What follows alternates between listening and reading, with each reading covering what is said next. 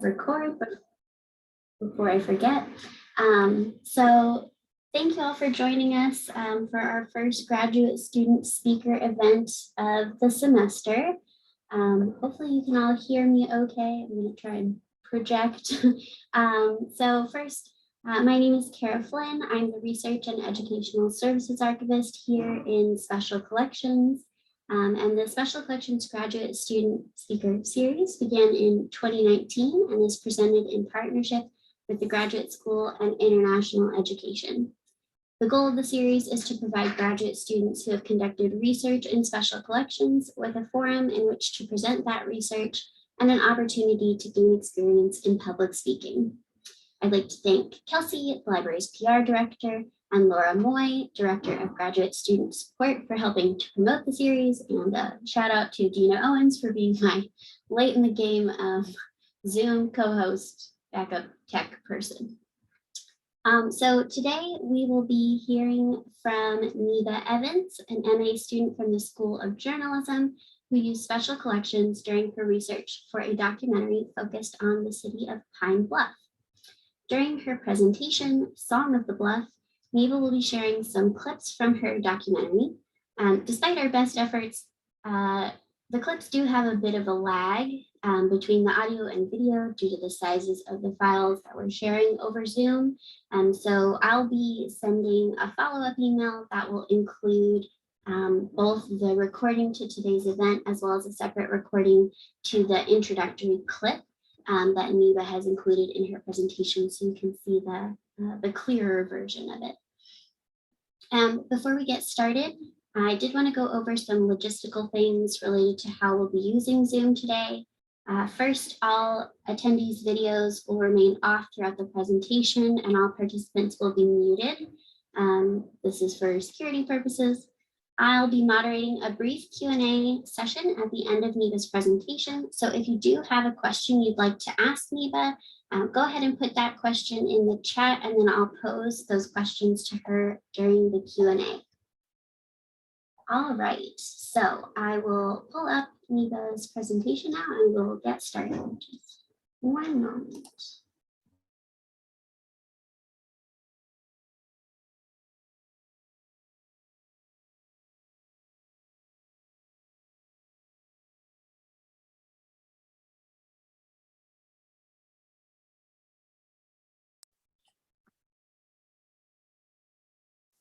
Hello, everyone. I am Neba Evans, a third-year master's student in the School of Journalism and Strategic Media with a focus on documentary filmmaking. I am happy that you all are joining me today, and I am honored to be here. I appreciate you taking the time to listen to me this afternoon. So the project is named A Song of the Bluff, the Phoenix of Pine Bluff, Arkansas. This study will produce a documentary film that will examine the city's history as well as the work that the citizens are doing in the community to uplift the town. The documentary is not quite complete yet, but today I'm here to share the research that the documentary will have. So I want to acknowledge a few people. First, the special collection staff, Blair Hollander. Thank you so much. She is a Pine Bluff native herself, and she is an interviewee in my film as well as a helpful individual. She helped me lay the foundation for my research, so I appreciate you so much. Thank you, Dr. Rob Wells, Professor Nikita Reed, and Colleen Thurston for being a wonderful team and supporting me these 2.5 years, especially with cultivating this thesis. Thank you, Professor Ringo Jones from the Communication Department. He is new to my thesis defense committee. However, he has already been super helpful in figuring out different ways to think about editing and producing the documentary. And last but not least, to my friends and family, thank you so much for your support, your appreciation. I truly appreciate it. Thank you for just being supportive these 2.5 years. I could not do it without you. Thank you. Now, let's continue. So I wanted to go ahead and give you a taste of the film and to set the tone for today's chat. So here is a clip.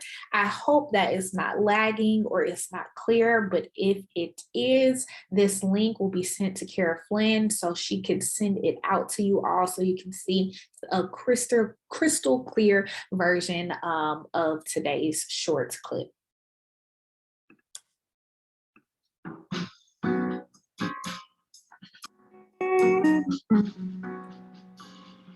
Pine Bluff gets an unnecessarily bad rap, for sure. Like I said, so much happening there, so much to see, so much to do, and for it to get that negative reputation is very undeserved.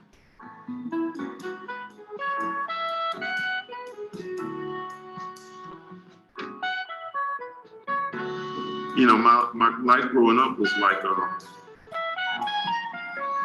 it was like a movie that was just from this incredible world of old school blackness and Blair and Brown. And it impacted me.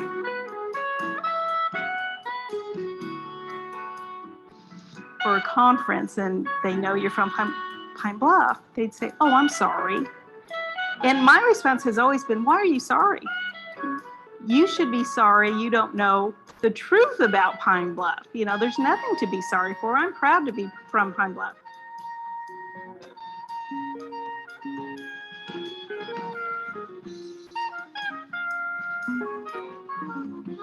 Because we have all the networks. We have water, we have land, we have airplanes. Here, we have train. We have everything you need to transport goods in and out. But something happened. I don't know what happened, but something happened that messed up that wealth that we were supposed to have, or, you know, and I feel like if someone could figure out how to mend those two back together, and I mean the industry of like importing goods and exporting goods and how we could like use those, I feel like that would also contribute to Pine Bluff being on the up and ups too, because I feel like we have everything we need, but we just don't know how to use it properly.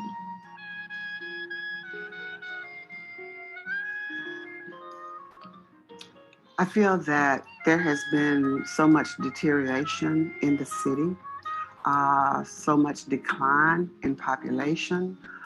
We've lost business, our schools are down. And so I think this is a time when we must renew, when we must rebuild, when we must unite for that to happen so that Pine Bluff can begin to prosper again.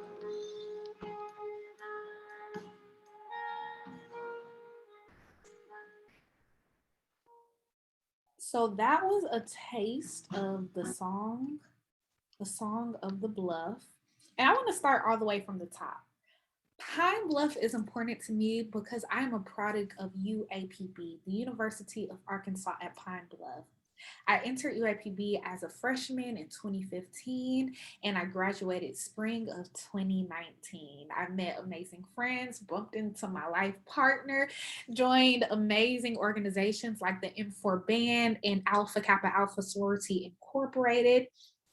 But I was an outsider to Arkansas. I'm venturing from Marietta, Georgia. And it wasn't until I got into the city where Pine Bluffians would tell me about the heydays and when things were grand. And then I would venture into other parts of Arkansas and they're sharing their stigmas and their negative perceptions about the city. Like it was dangerous and there's lots of crime and there's nothing there. It's the worst city in the state. And even though there aren't that many attractions yet, and there are crime statistics that state that there is a high amount of crime in the area, I never really felt those sentiments. In my head, I'm just like, it's not even that bad, or have you even been there?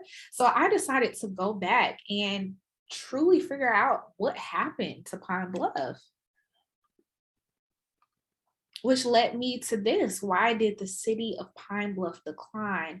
I wanted to combat those negative stereotypes with some truths and show that this town isn't just a place in Southeast Arkansas, isn't just a town in the Delta that should be forgotten, but there's people there who are determined and who are kind and who are persistent in creating a better community for themselves. And that number one question before I could share all these great things was, why did Pine Bluff decline?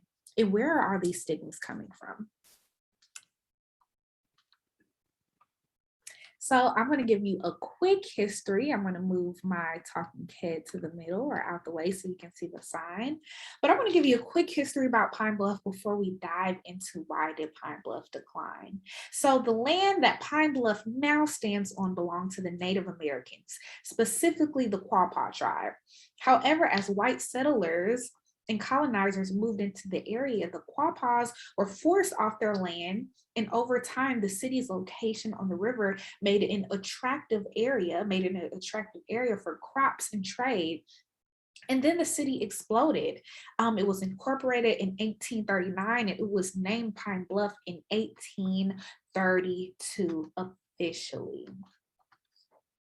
Now, natural disasters like the flood of 1927, drought, and economic decline hit the city hard in the early 20th century, yet World War II helped get the city back on track. The Pine Bluff Arsenal and other military-related institutions opened, and money and people flowed right back into the city. However, something changed in the 70s that tripped a decline into the community. So let me preface and say that the decline of any city is caused by a combination of factors that reach into all areas of society. However, for Pine Bluff, economic decline, migration systems, and racial disparities are the three noted characteristics that cause its decrease. And these three themes in the city's history is what we're going to discuss today and then explore throughout our film. So let's start with economy. So the local economy of any city is very, very important. And Pine Bluff was an agriculture and manufacturing center of Jefferson County. Yet it dwindled. Prominent companies like River Commerce and railway organizations and manufacturing sisters left the city. We can even talk about in the last 2 years, Union Pacific Railroad closed their Pine Bluff shop. The Pine Bluff commercial was purchased by the Arkansas Democratic Gazette, and the Pines Mall that opened in 1986 is closed. So we can see that these few institutions and organizations, along with many others, contribute to a decline and negative impact in the community when it comes to jobs, and those jobs in turn helps stabilize and give birth to a more thriving economic situation for the city.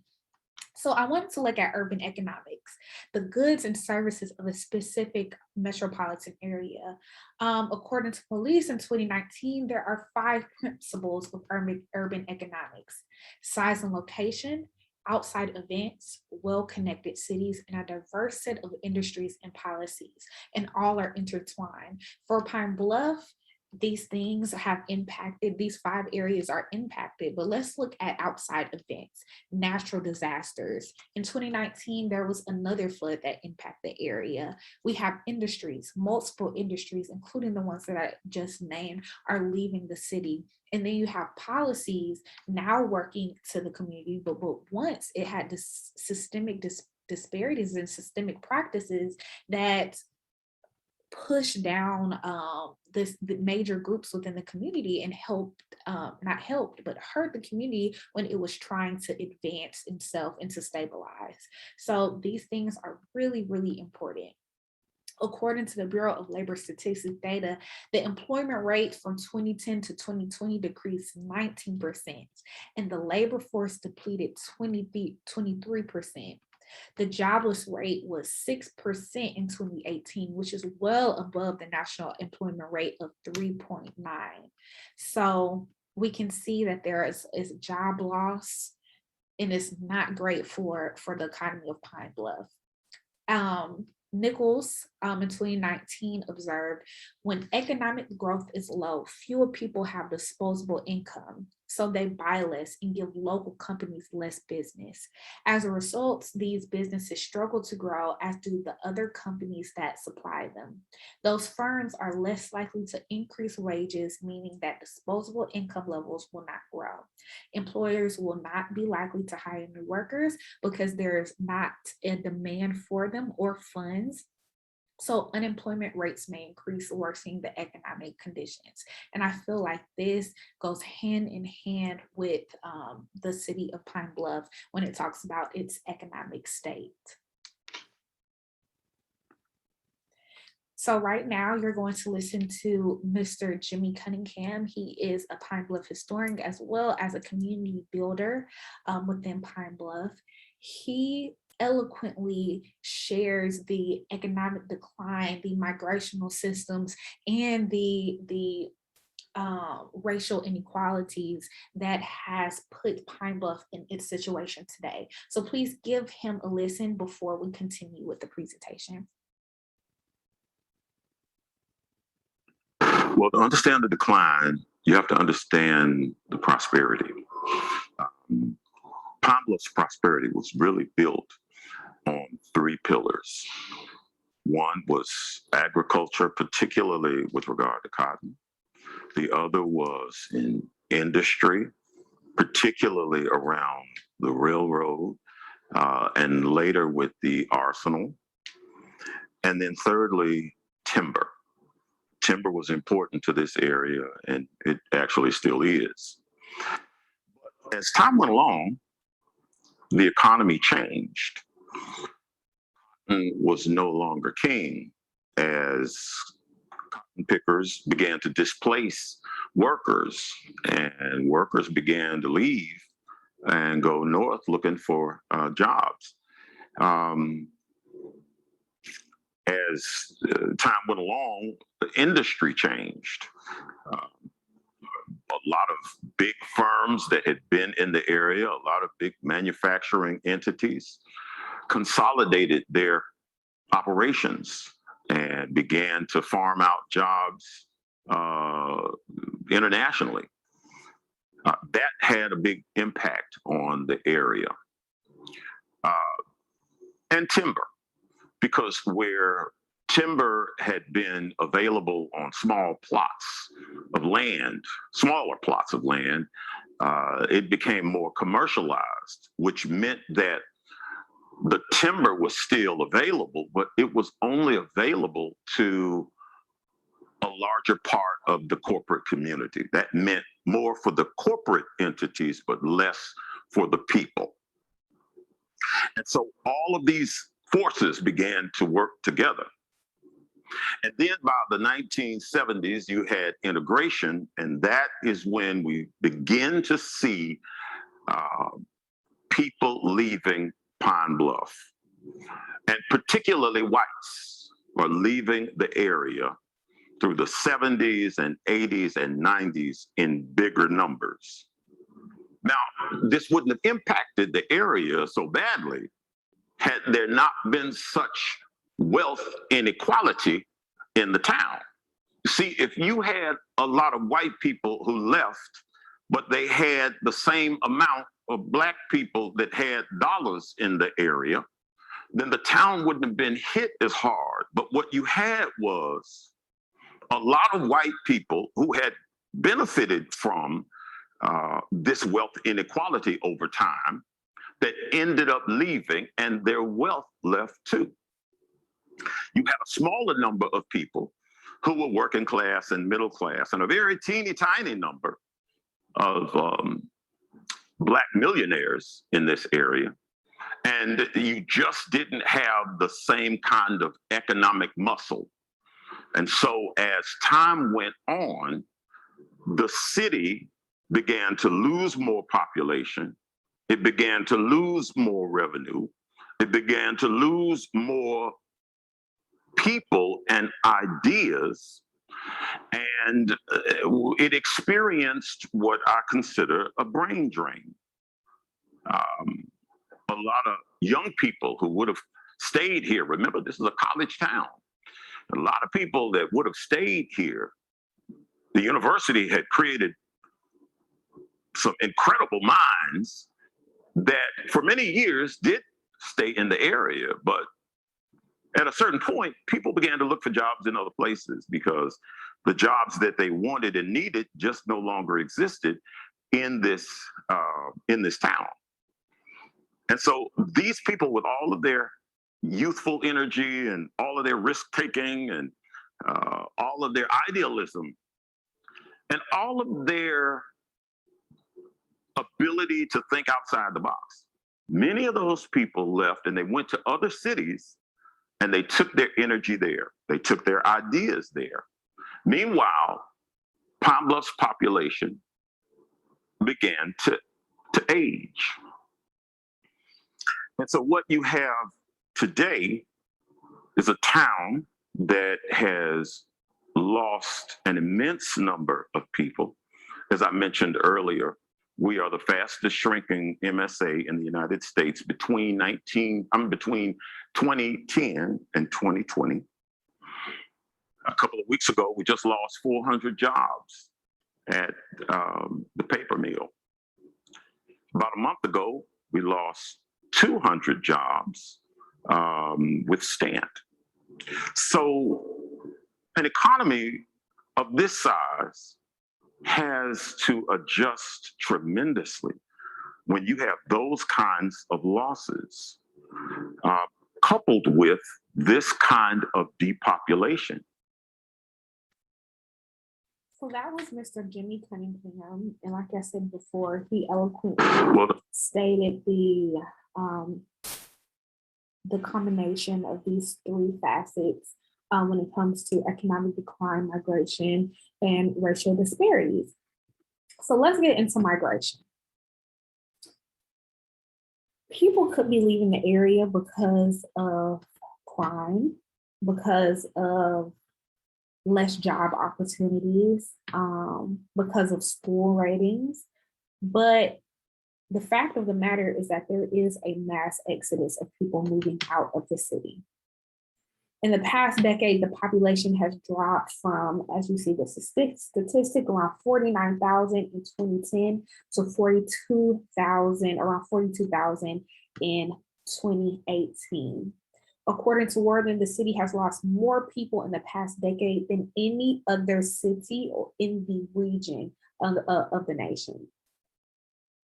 Push factors drive people away from a location. And that's one of the things that I discussed in my work, is that you have push and pull factors, these movements that keep people at a certain location, move them out. And Jimmy Cunningham most eloquently stated that push factors of job opportunities and of natural disasters, of racial disparities, of these things, of these wealth, not a lot of wealth building opportunities have pushed people out of the city so that they can in turn live a better life or live the life that they want to live.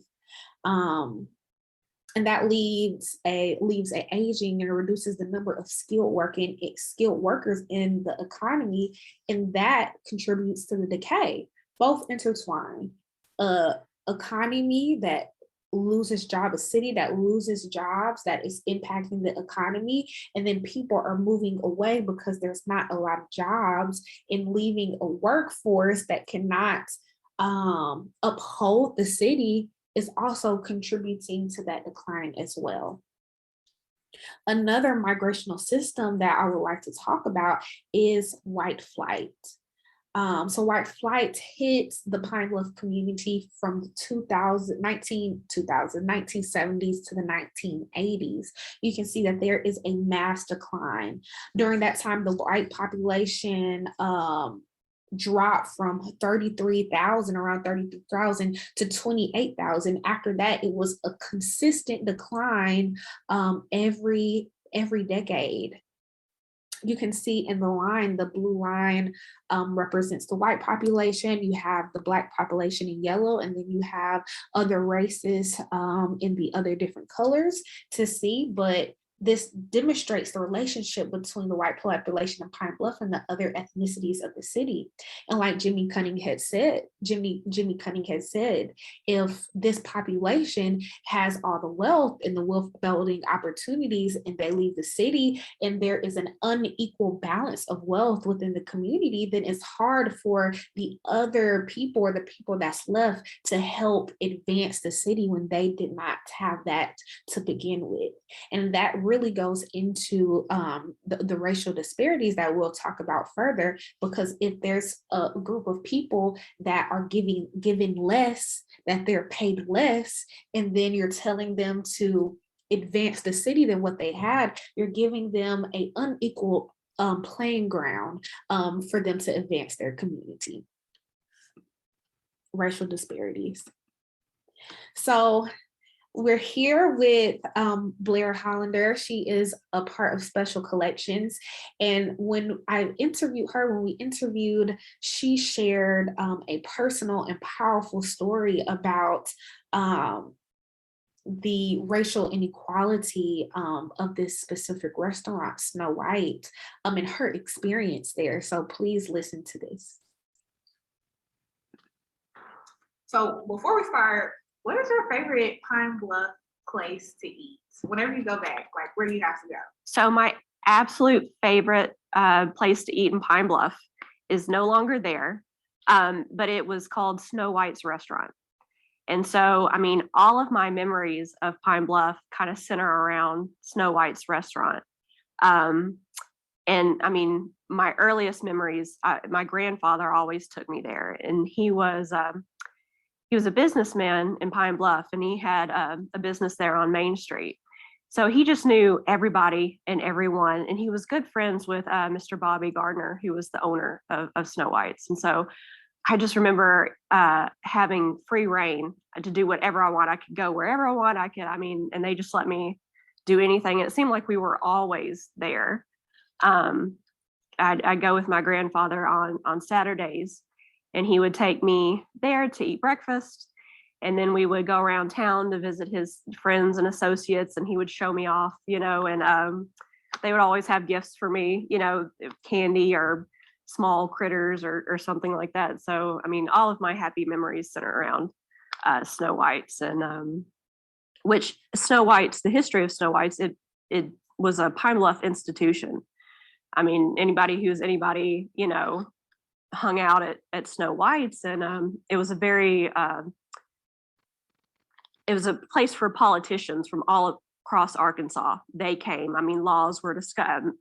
Businessmen from all over Arkansas came and did their business and at Snow White's, and so I remember this being just the place in Pine Bluff. Everybody went. And so my grandfather died. Mr. Bobby Gardner recently passed away about a month ago. I guess it's been about 8 years now. I decided that I wanted to go back to Pine Bluff, and I wanted to go back to visit Snow White's and eat there because I hadn't been there in, 15, 20 years. So I went back with my mother and my grandmother, and we walked in, and everything was just the same as I remembered it. I mean, nothing, even the waitresses were still there. I mean, nothing changed after all that time. It was really magical for me to come back after all those years to visit, this place that I had so many happy memories of. And so I walk in, and I overhear my mother. She's whispering to my grandmother, and she goes, "Why are there Black people in here?" And my grandmother whispers back. She goes, "Well, they figured out they can come in here now." And I overheard this. And I thought about this.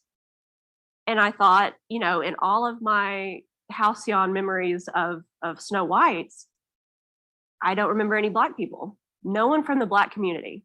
No one not white.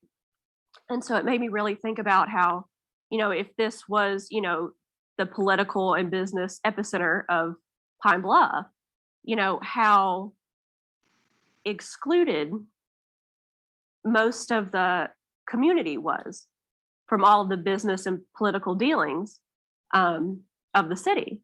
It's something I just had never thought about before. And then it made me question too, the name of the restaurant. Snow White's, was that, it'd been around for decades. Did that mean something that I never realized before? Yeah, so it made me question a lot of my memories that I had of that place and the people that I remember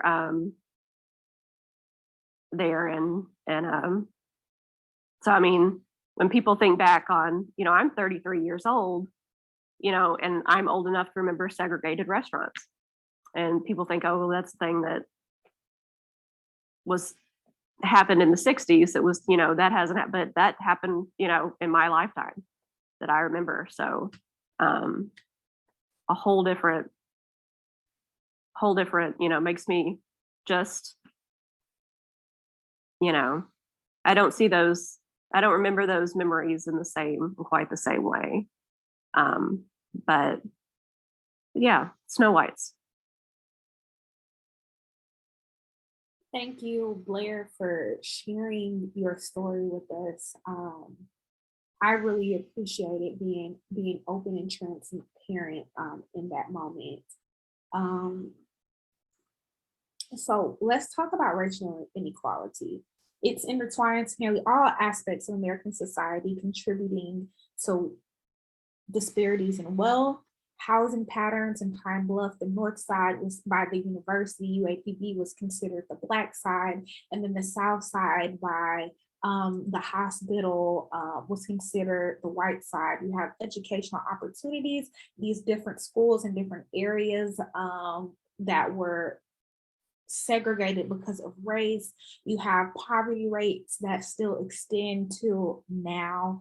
And these trends make it difficult for minority groups, primarily Black and Brown individuals, to advance. You can see the photograph to the left is a picture of women working in the Pine Bluff Arsenal, a military installation charged to manufacture and store chemical weapons during World War II. Although the facility was fully integrated base, which is very different compared to the other bases during that time.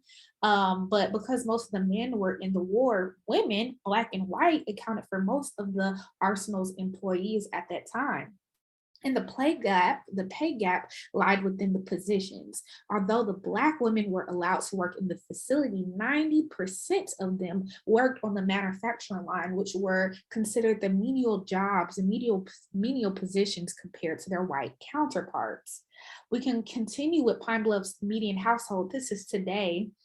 Pine Bluff's median household income is around 32,000, and it is a 50% decrease from Whitehall's 67,000. And Whitehall is only a town over from Pine Bluff, 5 minutes away, and you have this huge decrease in household income. However, you also have a huge decrease of Black population within the Whitehall's population. So that is also something else to think about, as well as coverage over this city. And I would like to say that there are statistics of crime that should be recognized, but over this years, and if you can think back, if you're an Arkansas native, there has been a disproportionate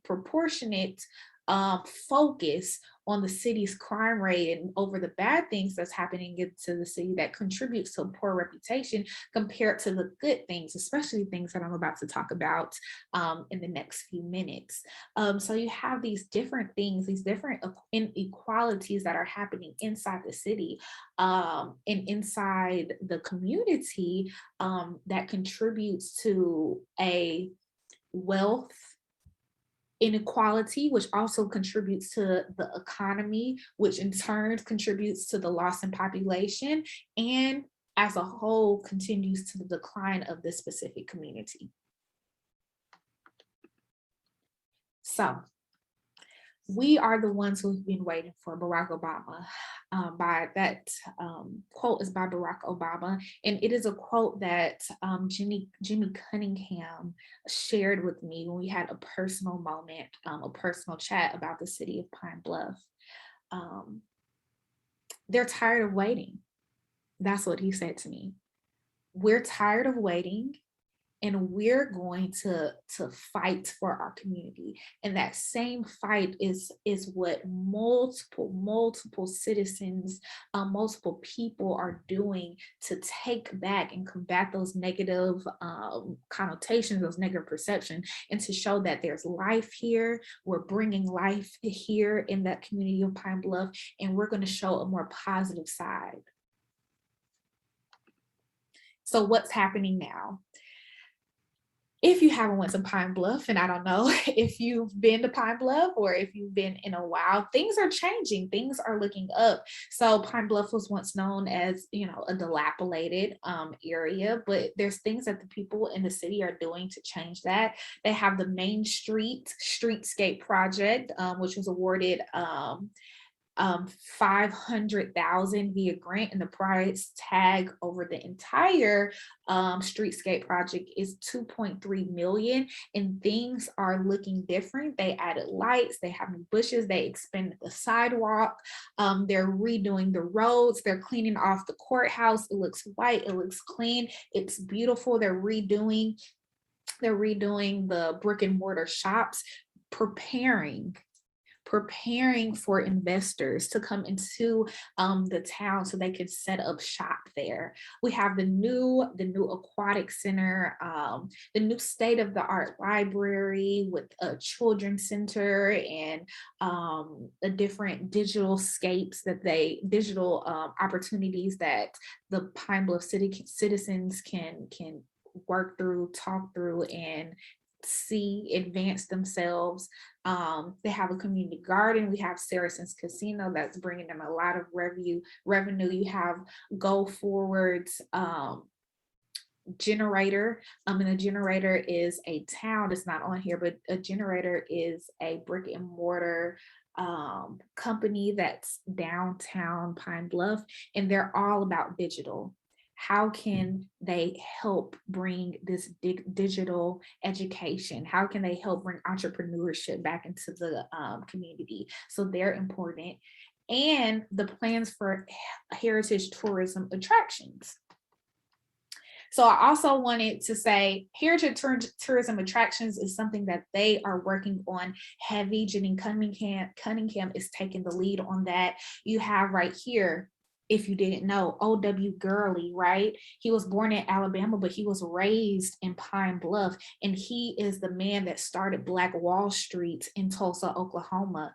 We have right here the Grotterfield. Grotterfield was an airport base that started during the time of World War II to help prepare soldiers for war, while also they have a great cafe inside, and it is known all across the community, Grotterfields. And then you have Miles Davis. So not a lot of people know, but Miles Davis' father was born in the community of Jefferson County, and very close to Pine Bluff, Arkansas. And Miles Davis will come to Pine Bluff and come to Jefferson County and spend summers there as a child.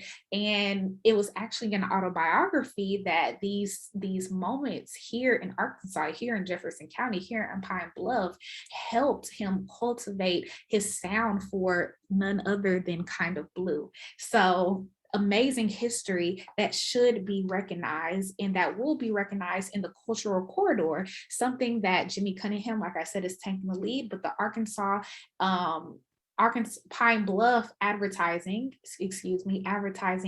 and promotion commission are working toward building.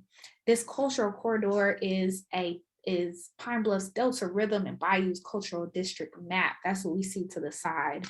And it shows a map from the side of downtown, through downtown, all the way into Lake Saracen. You have the Bobby Rush art scene and roundabout, and that there's name, that street is already called the Bobby Rush Street. They're going to have a cotton belt walls and murals, a catfish pavilion, a escape to Freedom Trail that will be located in Lake Saracen, and many more things. So much history that's happening is something, and so much history that they want to put on the forefront for the community and for other people, especially in the Arkansas community, to come down and see. There's a lot of things that aren't heard or unknown about the city of Pine Bluff, but its history is something that you cannot take away. So this is going to be very important to the uplift of the community. Like I said before, these things are new, but they're changing, but they're also changing the spirit, and adding to the spirit of Pine Bluff, that resilient, we're going to keep our town. And I hope that through this presentation, even though you're hearing some of its negative moments or seeing why Pine Bluff declined through the migration, economic decline, and racial disparities, you also see that those things don't define the town. It's the people, and the people are working towards bringing light, and they want you to see that as well. So here are a couple of my sources. Most of these were found in the Special Collections library. Thank you so much, Special Collections. Others were super, super important to building my research and my thesis, as well as the people. This is a documentary, it's qualitative. So them sharing their experiences and then going back and looking at research, going back and reading was really helpful to putting this all together. So again, this is a Song of the Bluff. I'm so excited to share this documentary with you later this semester, or maybe early next year. But I am so thankful that you all are here to hear me chat. And if you have any questions, the floor is now open. Thank you.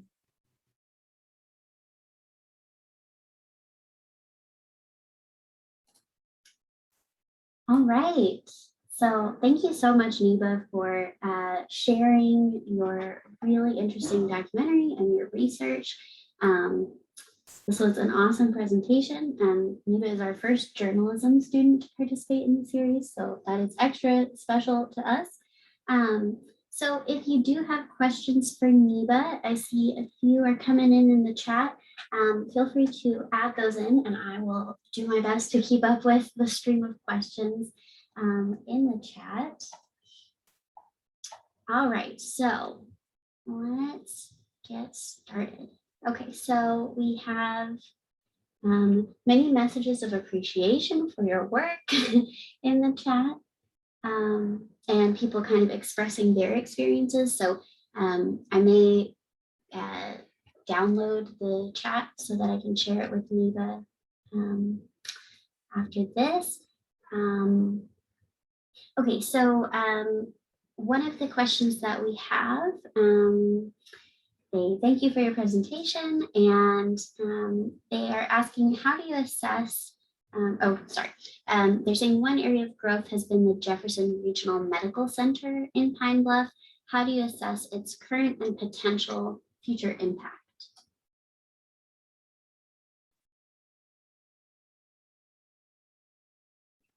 Well, first I want to say thank you so much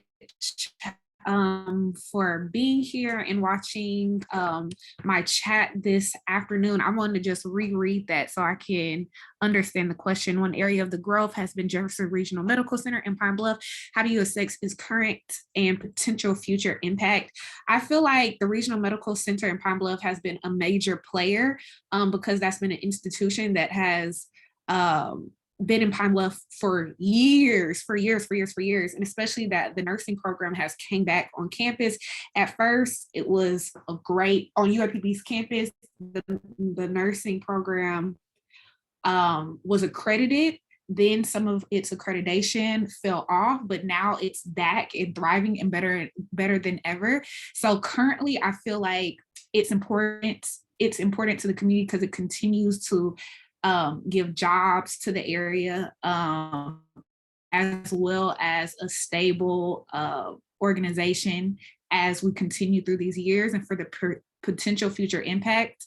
I think for the Regional Medical Center in Pine Bluff, I think that since it's been there for so long and it's been so stable, it can only help advance the city due to the nurses that are coming out of UAPB. And because people, if they're looking for jobs, they know that that is a major source, or that is an employer of the city. So I think in the future it's going to be great. And I think that it has a stronghold in the Pine Bluff community as well. All right. We had another question. Is it your hope that your documentary will positively influence the city's economic development? Yes, so that is one of my major goals. Well, let's say that's my secondary goal. My first goal is to get people thinking and to combat some of those negative stereotypes about the city. I wanted to start with what happened, why did Pine Bluff decline, kind of share that these things have happened in the past, and those are the hard truths, but the city is so much more than those negative perceptions, and is so much bigger than those hard truths. There's people there that want to expand the city, and they're fighting for their city. So if I can change some minds, get people some sponsors or developers inside the city, that'll be great as well. But I just want to help change the thought process of the city of Pine Bluff, and make it more than just, oh, it's just a city in the Delta. We don't have to worry about it. It's not in Northwest Arkansas. It's not in Little Rock. We should just forget about it. But it's actually people there and things that are happening that people should really look into. So that is one of my goals. Thank you for that question. Okay, and then, another question. Okay, another question. How do you feel like the rest of the state, particularly Little Rock, is reacting to this effort to reassert Pine Bluff as a destination of economic and historical value? Personally, I feel like it's just beginning. It's just beginning. There has been a few articles, there has been a few newscasts where they're sharing the positive things that are happening in the city. However, it's not off the ground yet. They're still working on it. And like I said in the presentation, there's been a lot of bad things for so long, and newscasts have just shared those negative perceptions that it's kind of hard to stray away from that. Being in journalism, bad news gets attention. We all know this. If you put something bad, people are gonna draw to it.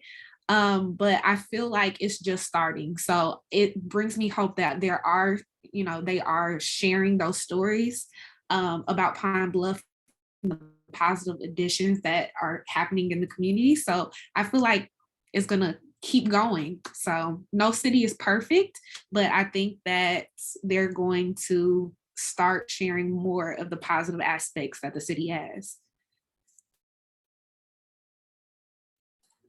All right, and then we have a sort of multi-layered question here at the end of the chat.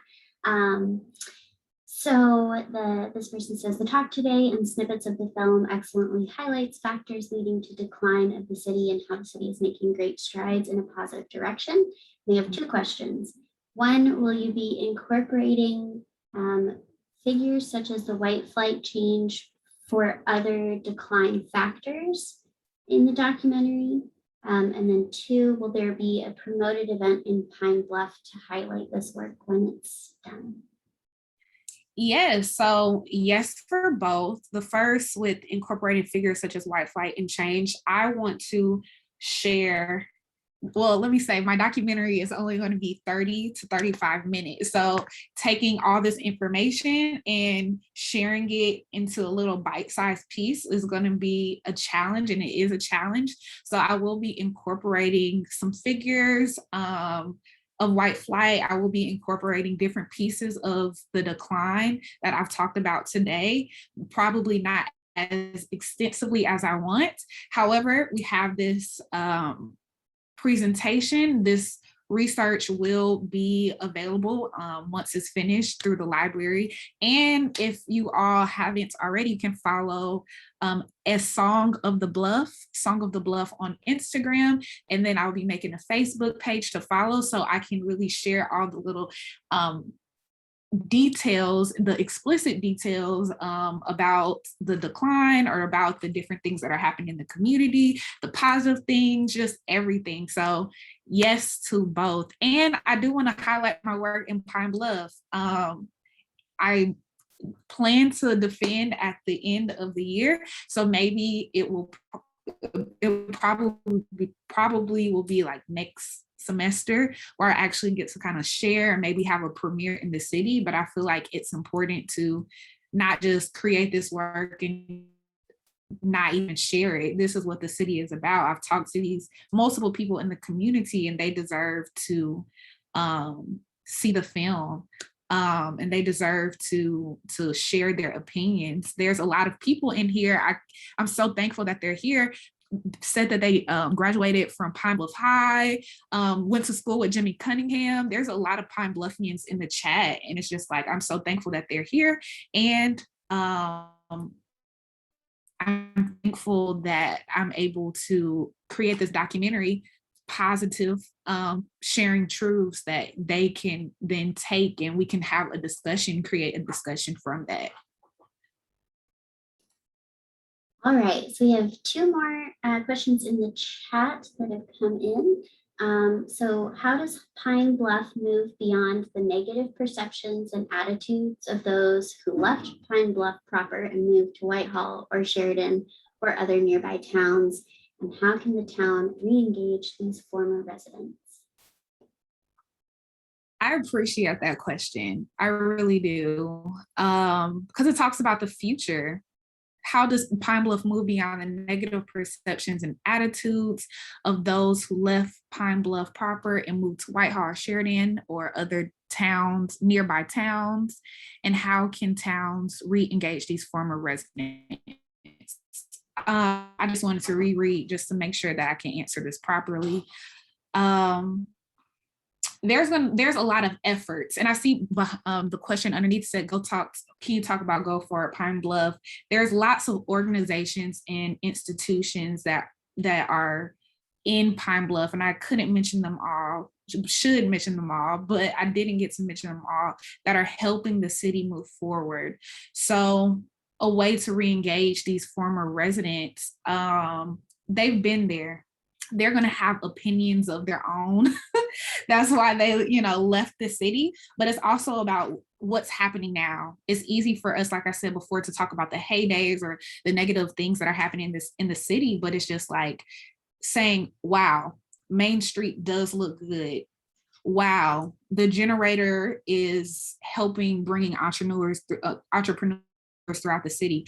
How can I support that area? How can I give to that area? Oh, there's a concert in the area. Let me show up to support. So it's different ways that you can support the area without, actually being there. But it's just about, to me, changing those perceptions and attitudes. It's just about knowing that there's things happening in the city and people want the change.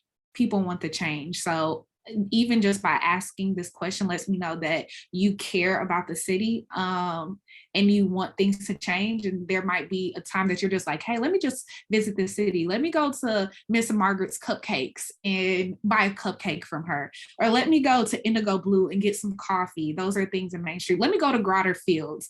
Let me look at, on Main. That's a new facility there that is showcasing students or artists' work. So let me go to these places. Let me go to the library. It's just doing, those things and sharing those new things in the that's happening in the city with others. And I think that can go with changing the perspective, because if more people knew what was going on in the city, then they might start to change how they feel about it. David, can I talk about Go For It Pine Bluff? I'm sorry, I went ahead of it. I just saw the next one. You're good. Go for it. Could you talk about Go Forward Pine Bluff and its work? So Go Forward is an institution in Pine Bluff that all I can say is doing the dang thing. They are super influential. They helped pass a tax law that actually, if they didn't do the work in the community to state this tax law or to create verbiage around this law, around this tax, and the people, the citizens did not buy into that vision that they had to change Pine Bluff, the things that are happening in the community now that people are seeing really wouldn't be there if they didn't have the vision. I think that Go Forward Pine Bluff had the vision to change, to promote, and to make Pine Bluff a better place. And that vision is what people attach to. So the city, I'm so grateful for Go Forward Pine Bluff. I'm glad that you brought that up because I'm going to make sure they're in my thesis documentary, and I should have shouted them out in the presentation, but the work that they're doing is very important to the community. And I think that in the future, those visions and the visions that they set out is going to come to fruition and just expand the community even bigger. Thank you, Laura, for dropping the Instagram link. All right. If anybody has any final questions, we have a couple more minutes until we are at noon. So if you have any more questions for Neba, go ahead and put those in the chat. We might get to like one more question, but if there are no more questions, I just want to thank Neba again for participating in this series and sharing her work with us today. I know I learned a lot as not an Arkansas native. And so I think that this documentary is really not only interesting, but also very impactful. So thank you all for coming. And Neba, do you have anything you want to plug before we go? Anything other than Song of the Bluff or anything related to Song of the Bluff? Absolutely. I just want to end by saying thank you so much. This is my first presentation about this work. I'm nervous, I'm anxious, I'm happy that people are here and that they're interested. Pine Bluff is an amazing place. Coming from Atlanta, Georgia, Marietta, Georgia, totally different than what I was used to. But after graduating, it was just like, wow, it's so much here and there's so much life here. So I just would like to charge you all to go down to see, to share. And whenever the documentary comes out, I hope that it's able to impact you and impact the community and the residents of Arkansas like I hope it will. So thank you so much for being here. Please follow the Pine Bluff Song of the Bluff Instagram page to get more details and to learn so much more facts. So thank you. All right, and I'll be sending out, once this recording is uploaded to YouTube, I will be sending out probably later today or early tomorrow, the recording, so the link to the recording to everybody that registered, and I'll also include the Instagram link and the link to that introductory video clip that was included at the beginning of the presentation. Thanks again, everybody.